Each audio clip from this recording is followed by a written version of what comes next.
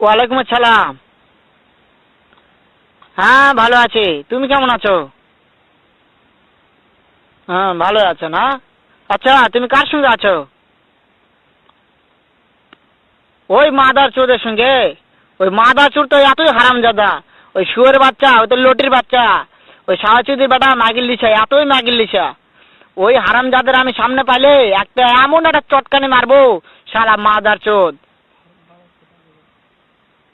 শুনো, তাতে কি আছে? ওই মাদার চোদ ওই জায়গায় আছে নাকি? ও আমার কথা সব শুনতেছে। ওই সাওয়াচুদির বেটাকে শুনে শুনে আমি বেশি বলবো। শুয়োরের বাচ্চা, শুয়োরের বাচ্চাকে আমি একটা এমন একটা চটকানি মারবো, শালা শুয়োরের বাচ্চা, লটির বাচ্চা।